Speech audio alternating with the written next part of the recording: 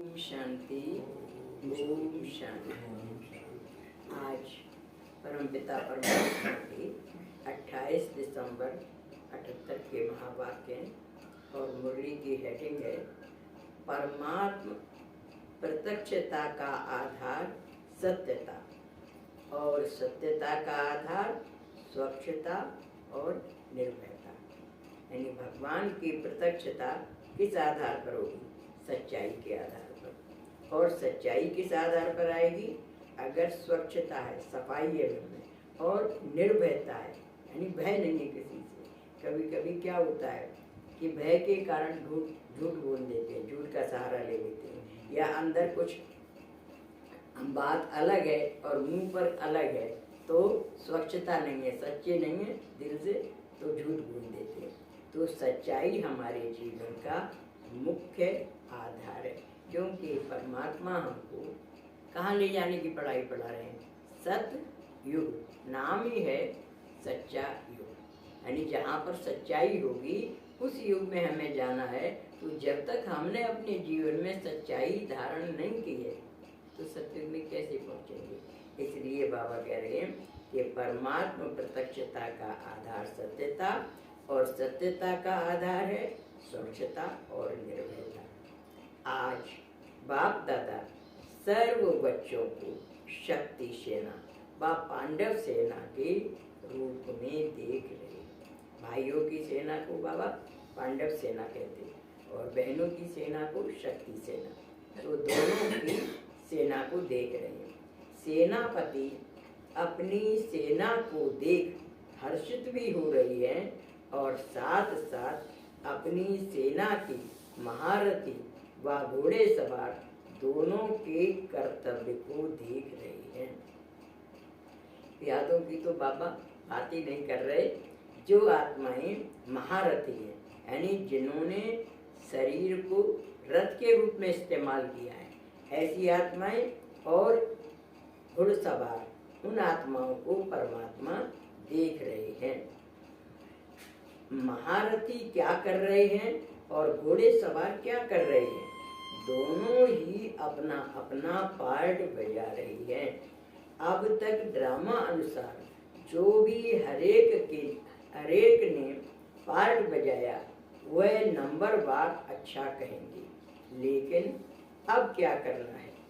महारथियों को अब अपनी कौन सी महावीरता दिखानी है। महारथी माना जो शरीर को रथ के रूप में इस्तेमाल करते हैं। तो महारथियों को बाबा कह रहे हैं क्या महावीरता दिखानी है।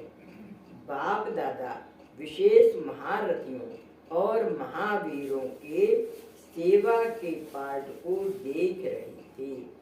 अब तक सेवा के क्षेत्र में कहाँ तक पहुँचे हैं? जैसे स्थूल सेना का सेनापति नक्शे के आधार पर सदा देखते रहते हैं कि सेना कहाँ तक पहुँची है। आज बाबा सेनापति के रूप में देख रहे हैं। जैसे स्थूल में सेना नायक जो होता है, सेनापति जो होता है, वो अपनी सेना की पोजीशन को वहीं बैठे बैठे देखता रहता है। ऐसे ही बाबा हम बच्चों की पोजीशन को देख रहे हैं कि हम कहाँ तक पहुँचे हैं। विजयी एरिया के विजयी बने हैं। कितनी एरिया के विजयी बने हैं? अस्त्र शस्त्र बारूद अर्थात सामग्री कहाँ तक स्टॉक में जमा है। जैसे वो सब देखते हैं ना स्थूल सेनापति, तो वैसे ही बाबा भी देख रहे हैं कि अस्त्र शस्त्र बारूद अर्थात सामग्री कहाँ तक स्टॉक में जमा है। आगे क्या लक्ष्य है? लक्ष्य की मंजिल से कहाँ तक दूर हैं, किस स्पीड से बढ़ते जा रही है। जैसी आज बाप दादा भी, वैसे आज बाप दादा भी आदि से अब तक की सेवा के नक्शे को देख रहे थे। यानी शुरू से अब तक जो सेवा हुई है उस नक्शे को देख रही थी। रिजल्ट क्या देखा? महावीर व महावीरनियां सेवा के क्षेत्र में आगे बढ़ते जा रही हैं। अस्त्र शस्त्र भी सब साथ में है, एरिया भी बढ़ाते जा रही है, लेकिन अभी तक आत्मिक बम लगाया है, अभी परमात्मा बम लगाना है। बाबा कह रहे हैं कि जैसे वो बम चलाते हैं ना, तो बाबा यहाँ पर हम बच्चों को क्या करें कि अभी तक आत्मिक बम यानी आत्मा का बम लगाया है, लेकिन परमात्मा बम नहीं लगाया है। तो अभी परमात्मा बम लगाना है। आत्मिक सुख या आत्मिक शांति की अनुभूति, रूहानियत की अनुभूति के भिन्न भिन्न शस्त्र नंबरवार समय प्रमाण कार्य में लगाया है। जैसे स्थूल में उनके पास एटम बम, मिसाइल बम होते हैं, उससे वो प्राप्त करते हैं। हमारे पास क्या है, सब एब्स्ट्रैक्ट है, दिखाई नहीं दे रहा है, अलौकिक है। तो बाबा कह रहे हैं कि अभी तक आत्मा का पाठ पक्का किया है, तो आत्मिक बम लगाया है। आत्मा को सुख की महसूसता करते हो, शांति का अनुभव करते हो, रूहानियत की अनुभूति करते हो। रूहानियत की अनुभूति के भिन्न भिन्न शस्त्र नंबरवार समय प्रमाण कार्य में लगाया है, लेकिन लास्ट बम अर्थात परमात्मा बम है बाप की प्रत्यक्षता का, यानी बाप दिखाई दे हम बच्चों से, वो प्रत्यक्षता होगी तो ये परमात्मा बम। जब अपनी आंखों से देखेंगे ना तो अविश्वास करने की बात ही नहीं है। अभी अविश्वास क्यों करते हैं, क्योंकि दिखाई नहीं दे रहा है, सब यहाँ पर रिस्ट्रिक्ट है ना, तो वो इसलिए विश्वास नहीं करते हैं। जब अपनी आंखों से देखेंगे फिर विश्वास करेंगे कि हाँ सचमुच में यही भगवान का सच्चा ज्ञान देने वाले हैं। क्योंकि ब्रह्मा बाबा अगर कहते कि मैं श्री कृष्ण वाली आत्मा हूँ तो शायद कोई लोग विश्वास नहीं करते, लेकिन परमात्मा को यज्ञ की स्थापना करानी थी तो उन्होंने शुरू में क्या किया कि ब्रह्मा बाबा की जगह सबको श्री कृष्ण दिखाई देता था। अच्छा। अपनी आंखों से जब देख रहे हैं कि दादा की जगह पर श्री कृष्ण बैठा है और श्री कृष्ण कह रहा है बच्चों एक जन्म मेरी खातिर पवित्र बनो, बच्चों एक जन्म मेरी खातिर पवित्र बनो, तो माताएं दीवानी हो गई। भक्ति में श्री कृष्ण को क्या समझते हैं, भगवान, भगवान सामने बैठ के कह रहा है।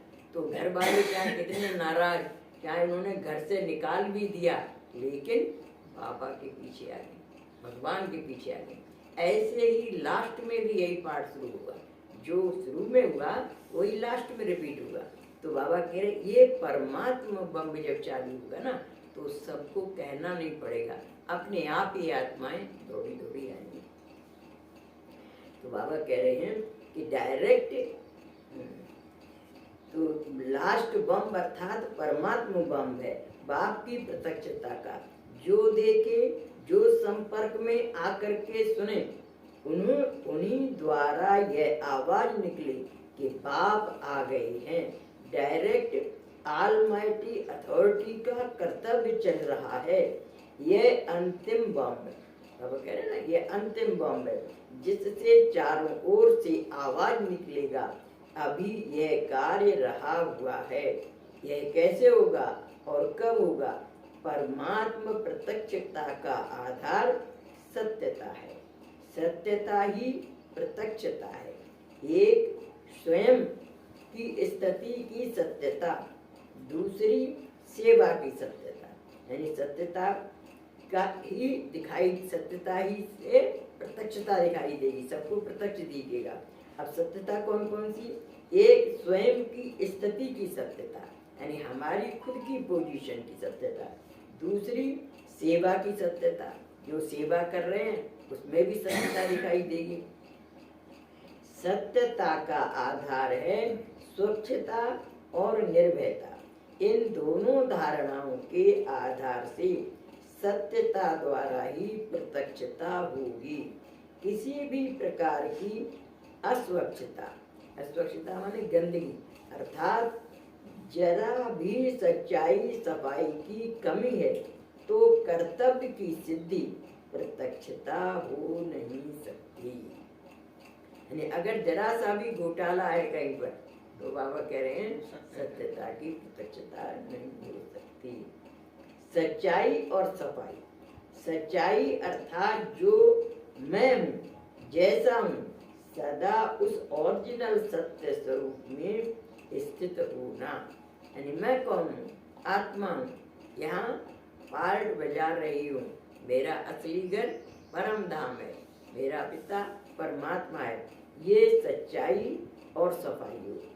तो स्थित होना अर्थात आत्मा के ओरिजिनल सतो प्रधान स्वरूप में स्थित रहना है। रजो और तमो स्टेज सच्चाई की ओरिजिनल स्टेज नहीं है। रजो स्टेज आ जाती है द्वापर में और तमो आ जाती है कलयुग में। तमो तो खैर छूट जाता है, लेकिन रजो वाली भी स्थिति हम बच्चों की नहीं होनी चाहिए, क्योंकि हमें जाना कौन सी दुनिया में? सतो प्रधान दुनिया में जाना है। तो हमारे मन में सच्चाई और सफाई होनी चाहिए, अर्थात आत्मा के ओरिजिनल सतो प्रधान स्वरूप में स्थित रहना है। रजो और तमो स्टेज सच्चाई की ओरिजिनल स्टेज नहीं है, यह संग दोष की स्टेज है। यानी रजो और तमो कैसी हो जाएगी? संग दोष की स्टेज है। किसका संग? माया अथवा रावण का। आत्मा की सत्यता सतो प्रधानता है, यानी आत्मा की जो ओरिजिनल स्टेज है वो सतो प्रधानता है। तो पहली यह सच्चाई है। तो बाबा पूछ रहे हैं कि पहली ये सच्चाई है कि सतो प्रधानता है आपके अंदर, यानी सत्य भी आपके ऊपर इतना हावी हो कि झूठ का तो नाम निशान नहीं रहे। तो सतो प्रधानता है। दूसरी बात, बोल और कर्म में भी सच्चाई अर्थात सत्यता की स्टेज सतो प्रधानता है। यानी दूसरी बात, पहली तो आत्मा की सत्यता सतो प्रधानता है, तो पहली यह सच्चाई है। दूसरी बात, बोल और कर्म में भी सच्चाई अर्थात सत्यता की स्टेज सतो प्रधानता है। वह अभी रजो और तमो मिक्स है, यानी बोल और कर्म में भी सतो प्रधानता है, या वहाँ पर रजो यानी मिलावट वाली कुछ बात आ रही है। रजो और तमो मिक्स है। सत्यता नेचुरल संस्कार रूप में है। वह पुरुषार्थ से सत्यता की स्टेज को लाना पड़ता है। बाबा कह रहे हैं कि आपका संस्कार बन गया है सत्यता का, या फोर्सफुली लाना पड़ता है। यानी एक हमें बिल्कुल अपनी स्टेज नेचर ही वैसी बनानी है सत्यता की, क्योंकि सतयुग में राजा कोई मंत्रणा नहीं करता है, अपने आप ही राजा आलेनार सर्वेश्वर होता है।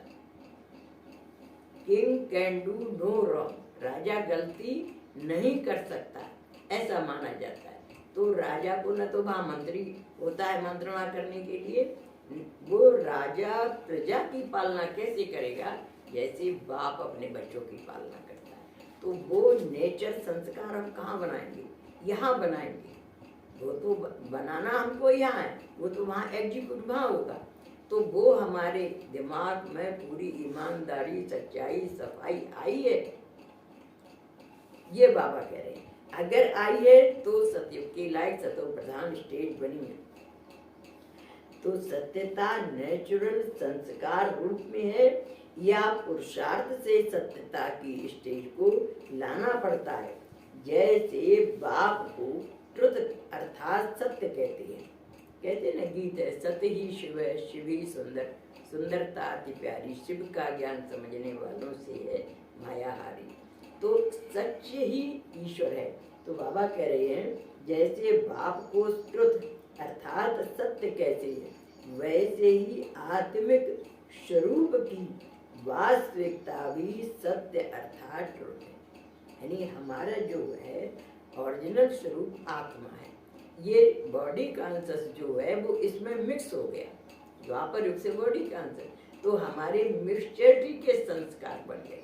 अब इस मिक्सचरिटी के संस्कारों को परमात्मा योग की अग्नि में जला जला कर, जो जैसे सुनार होता है ना, वो चांदी में, सोने में चांदी तांबा मिला देते हैं, तो वो अग्नि में डाल करके चांदी तांबा को अलग करता है, प्योर गोल्ड को अलग करता है। ऐसे ही परमात्मा हम बच्चों को योग अग्नि में डाल करके हमारे अंदर जो रजोगुणी तमोगुणी स्वभाव संस्कार आ गए हैं उनको खत्म करा रहे हैं, हमको भी प्योर गोल्ड बना रहे हैं, क्योंकि प्योर गोल्डन एज में जाना है।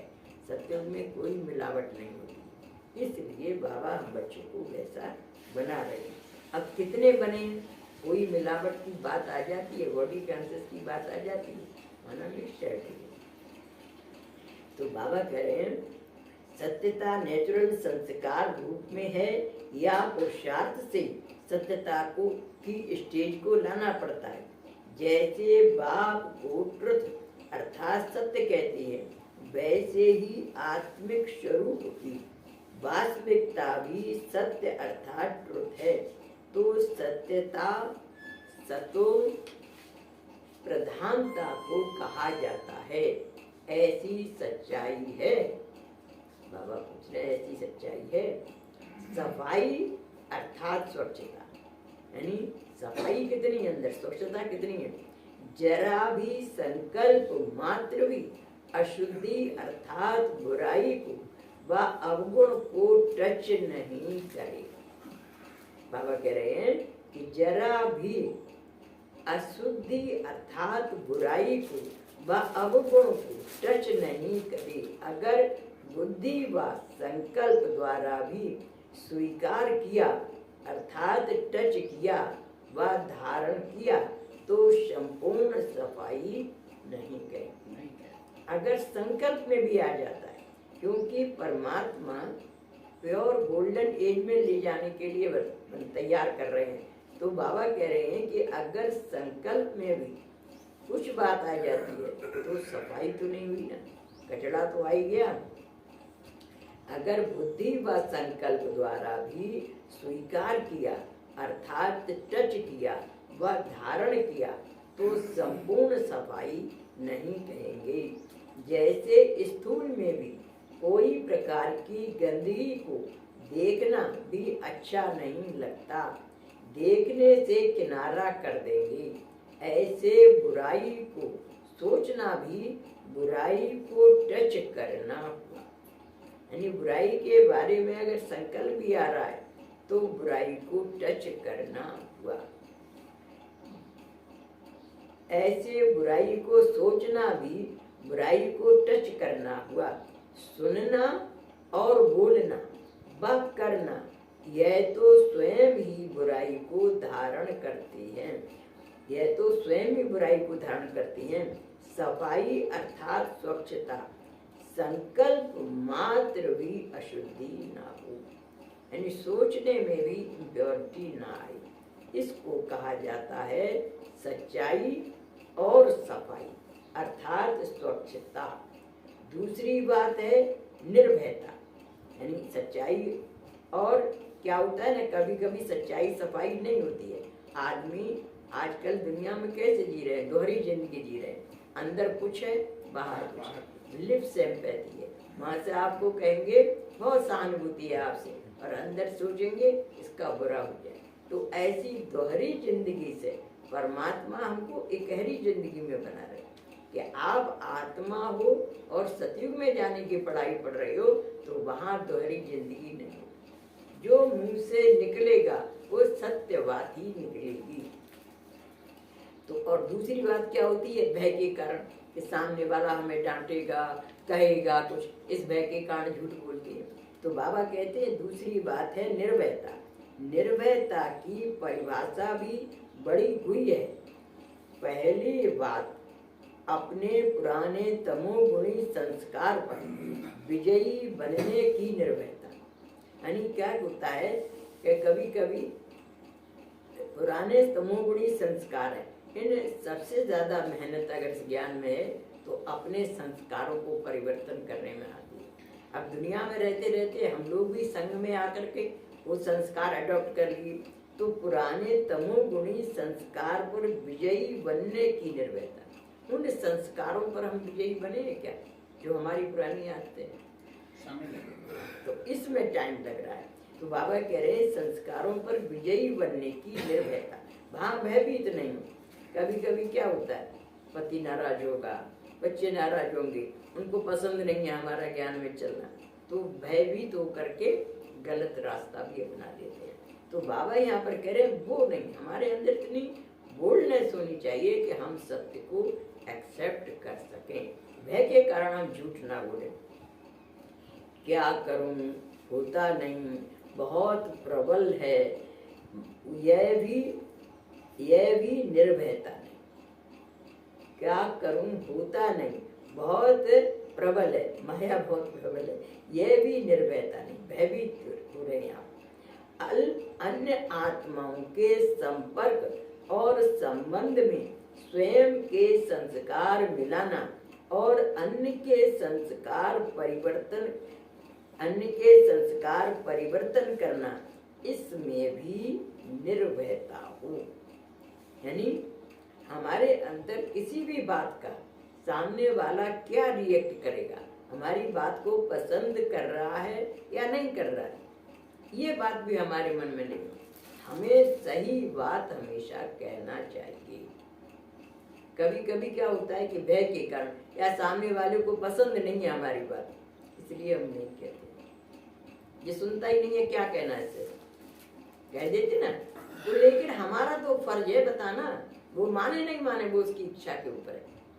लेकिन हम भय की वजह से सामने वाले को पसंद नहीं है इसलिए हम नहीं कहें, तो हमारी कायरता हो गई ना, डर हो गया ना हमें। तो ये भी डर नहीं होना चाहिए। हमें निर्भय होकर के बाप का संदेश दे रहे हैं, कोई हमारे कोई गलत काम कर रहे हैं क्या जो हमें डर लगे किसी से? तो ये भी निर्भयता होनी चाहिए। बाबा कह रहे हैं कि यह भी निर्भयता नहीं। अगर उसके मतलब क्या करूं, कैसे करूं, ये आता है तो ये भी निर्भयता नहीं। अन्य आत्माओं के संपर्क और संबंध में स्वयं के संस्कार मिलाना और अन्य के संस्कार परिवर्तन करना, इसमें भी निर्भयता हो। वो नहीं करे या करे, उसके ऊपर छोड़ दो, लेकिन हमें कहने में भयभीत नहीं होना चाहिए कि हम कहें ये तो ये सामने वाला पसंद करेगा या नहीं करेगा। तो पता नहीं चल सकेंगे, निभा सकेंगे, मेरा मानेंगे व नहीं मानेंगे, इसमें भी अगर भयता है तो इसको संपूर्ण निर्भयता नहीं कहेंगे। तीसरी बात, विश्व की सेवा में अर्थात सेवा के क्षेत्र में वायुमंडल व अन्य आत्माओं के सिद्धांतों की परिपक्वता को देखते हुए संकल्प में भी उन्हों की परिपक्वता व वातावरण वायुमंडल का प्रभाव पड़ना, यह भी भयता है।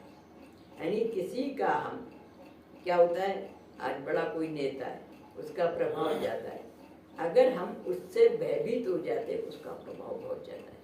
अभी 2-3 दिन पहले बाबा ने क्या कहा, अगर राष्ट्रपति आपसे कहे कि राष्ट्र आप ब्रह्मा कुमार का पद छोड़ के राष्ट्रपति पद ले लो, आप लेंगे? नहीं लेंगे। तो हमें राष्ट्रपति से भी क्यों डरना? क्यों डरना? हम जो राष्ट्रपति से भी सही बात नहीं कह पाए। कोई भी पद वो अपनी जगह पर ऊंचा है, लेकिन हमें भी क्यों कम है क्या?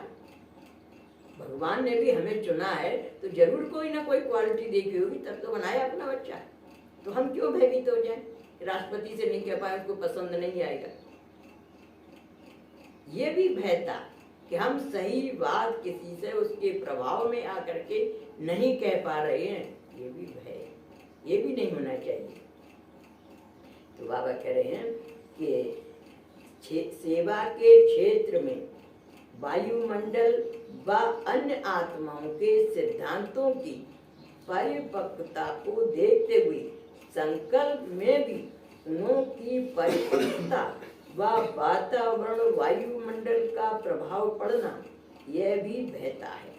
यह बिगड़ जाएंगे, हंगामा हो जाएगा, डरते ना, हंगामा हो जाएगा, हलचल हो जाएगी, इससे भी निर्भयता हो।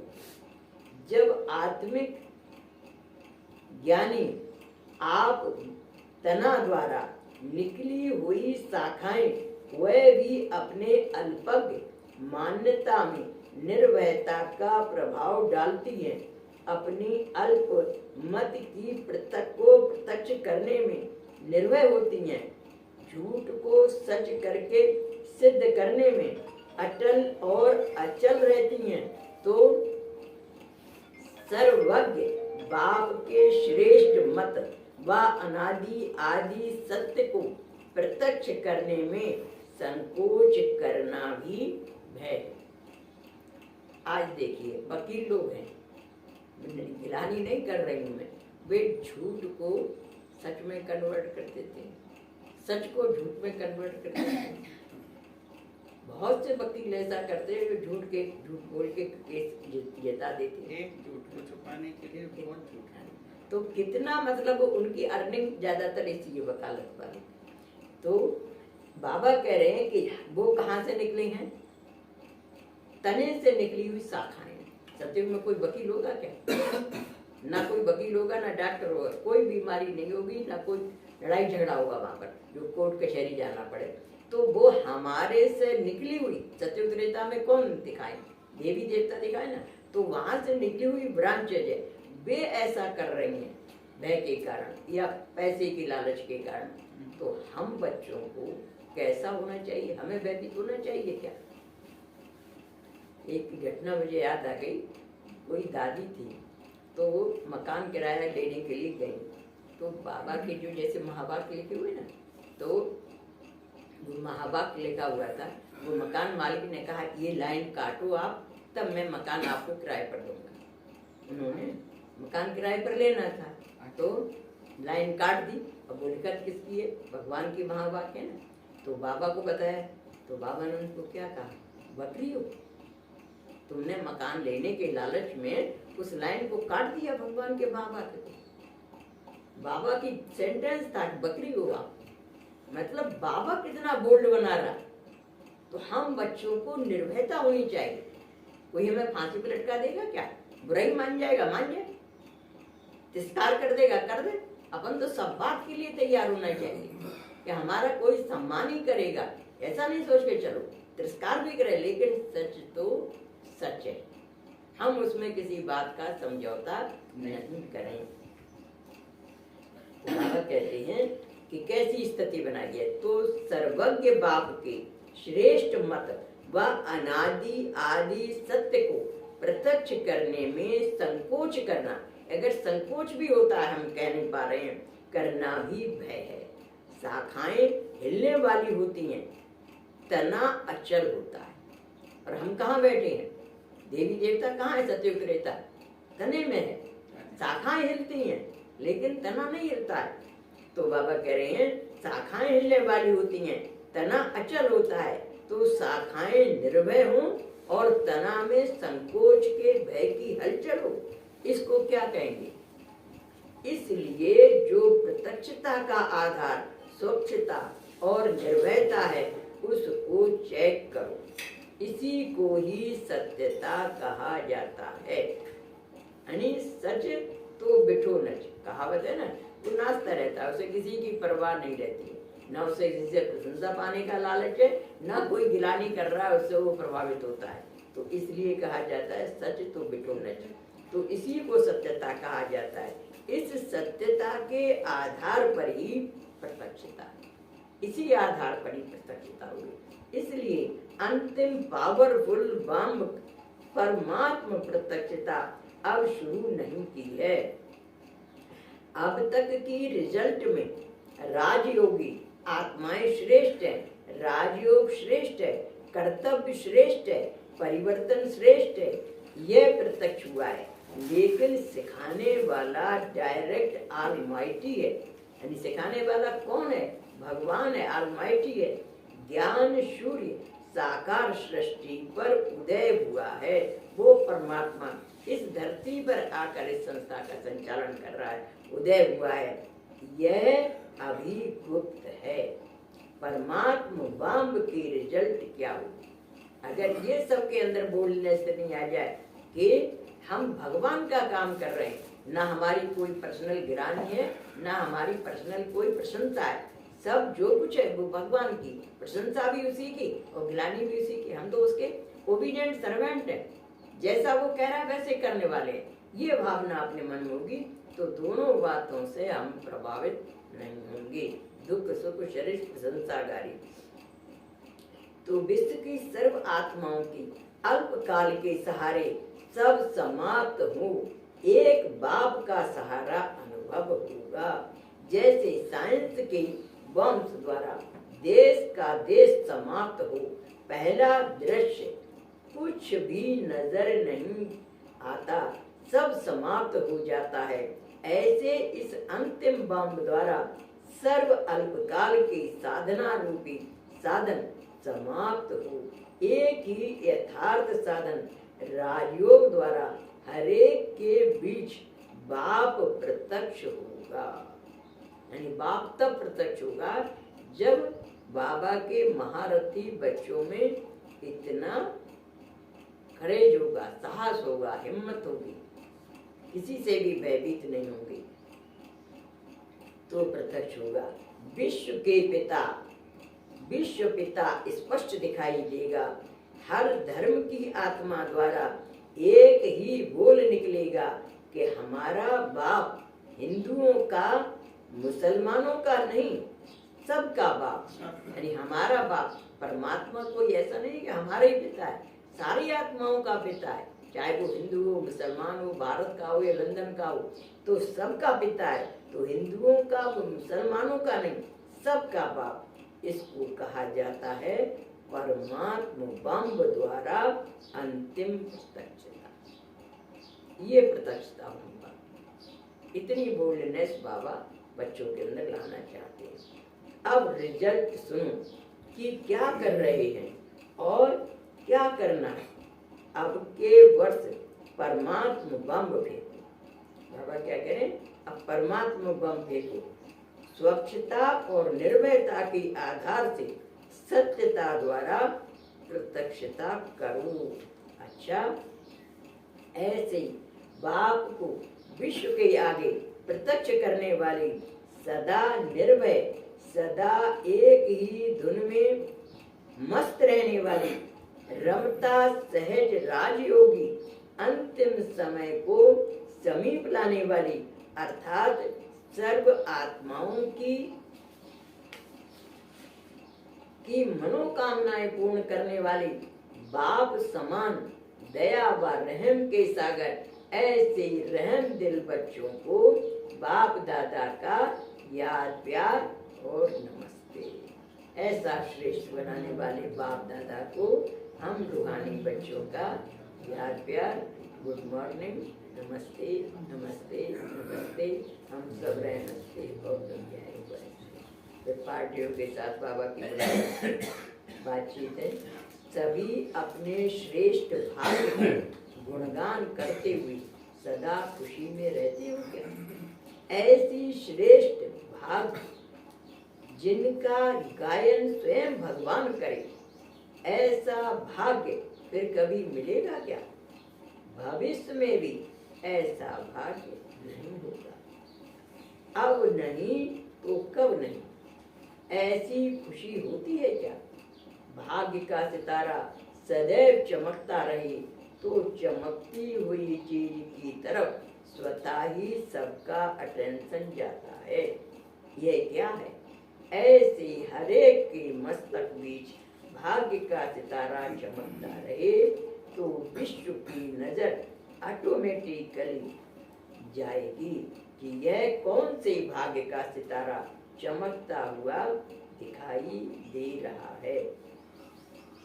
जैसे कोई विशेष सितारा विशेष रूप से चमकता है तो ऑटोमेटिक सबका अटेंशन जाता है, ऐसे भाग्य का सितारा सबको आकर्षित करे। ऐसा चमकता हुआ सितारा स्वयं को भी दिखाई दे और विश्व को भी। चमकती हुई चीज न चाहते भी नजर घुमाते भी दिखाई देती है। तो अब तो भले चारों तरफ नजर घुमावे, लेकिन आखिर में आपके तरफ ही नजर आएगी। ऐसा चमकता हुआ भाग्य अनुभव होता है क्या? इस समय की ऊंची स्थिति की रिजल्ट सारे कल्प में ऊंचे, इस समय की ऊंची स्थिति वाले उच्च पद पाने वाले होंगे। विश्व में पूज्य के रूप में भी ऊंचे होंगे, बाप के बच्चे भी ऊंचे, भक्ति में भी ऊंचे और ज्ञान में भी ऊंचा राज्य करने में भी ऊंचे होंगे। हर पार्ट ऊंचा बजाने के कारण ऊंचे से ऊंची आत्मा अनुभव करेंगे। यानी वो आत्माएं जो ऐसी होंगी, बाबा कह रहे हैं कि वे हर समय ऊंचे होंगे, सतयुग में भी, और मतलब उच्च पद पाने वाले होंगे। विश्व में पूज्य के रूप में भी ऊंचे होंगे, बाप के बच्चे भी ऊंचे होंगे, भक्ति में भी ऊंचे और ज्ञान में भी ऊंचा राज्य करने में ऊंचे होंगे। हर पार्ट ऊंचा बजाने के कारण ऊंचे से ऊंची आत्मा अनुभव करेंगे।